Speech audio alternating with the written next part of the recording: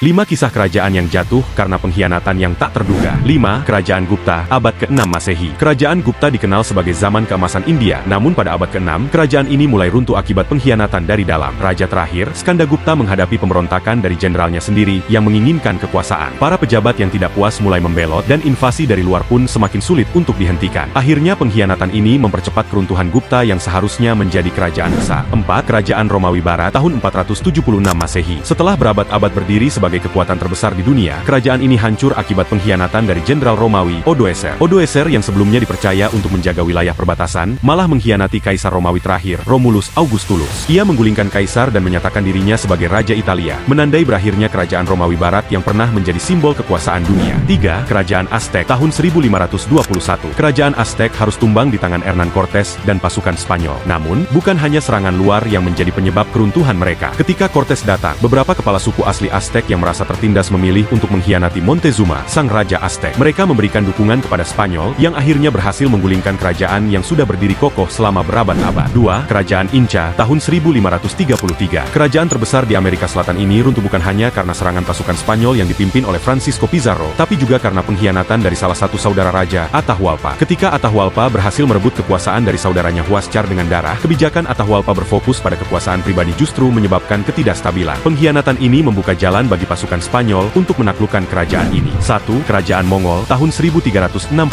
Setelah kematian Genghis Khan, penerusnya, Kubilai Khan menghadapi konflik internal yang serius. Para jenderal yang merasa tidak puas dengan kepemimpinan Kubilai Khan mulai melakukan pemberontakan. Salah satu pengkhianatan terbesar terjadi ketika banyak pejabat tinggi berpaling dari kerajaan dan memberikan dukungan kepada pemberontak. Akhirnya, pengkhianatan ini mempercepat kemunduran Mongol yang tadinya begitu tak terkalahkan. Follow Pentapoint untuk informasi menarik lainnya.